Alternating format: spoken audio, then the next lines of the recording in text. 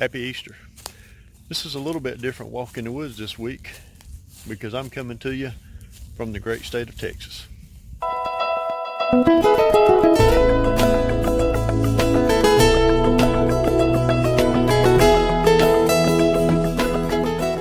I'm in Texas this week because my stepson Skylar and his beautiful wife Kelsey brought to the world this week a beautiful baby girl, Kylie Rose Harvey. There she is right there. Beautiful girl. And this entire week has been just a great celebration of a new life that's come into the world. How appropriate that it come the week before Easter Sunday. And that's what I want to talk to you about. On this Easter Sunday, I'm going to talk to you about new life. We've heard the story of Easter morning. The tomb is empty. Our Savior has rose from the grave. But there's an interesting little thing in John chapter 20. It says when Mary Magdalene went out, she told Simon Peter that the grave was empty. And Simon Peter and another disciple, it says they ran to the grave and found it empty.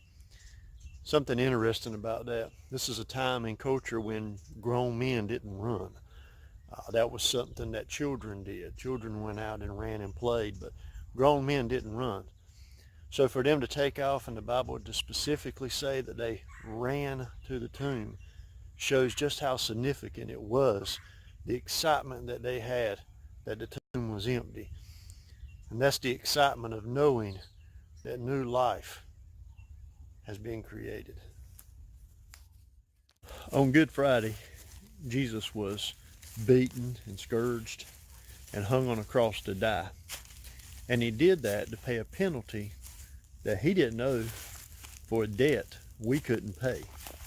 And he did it all for grace. That's exactly what grace is. If you spell grace out and make it an acronym, it basically stands for God's redemption at Christ's expense. Let me tell you something interesting about grace. Grace is doing something for somebody even though they don't deserve it, but you do it for them out of pure love.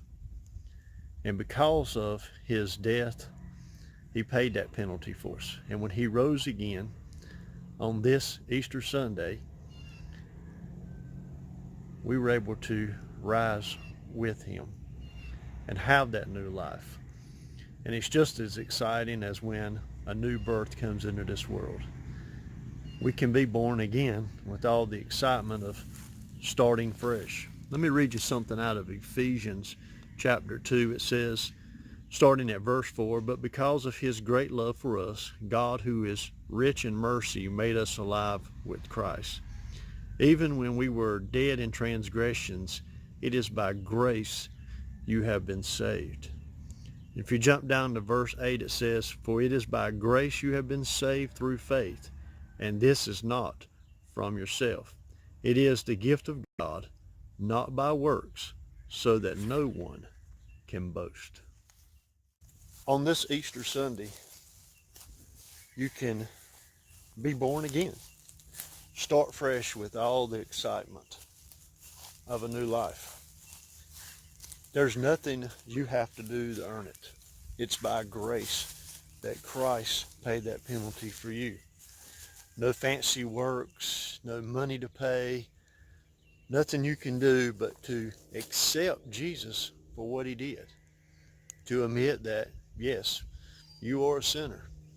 To believe the work that Jesus did on the cross and the fact that he rose from the grave and conquered death.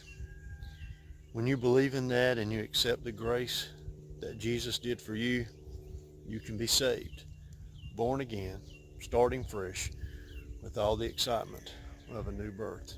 Happy Easter, and may God bless you.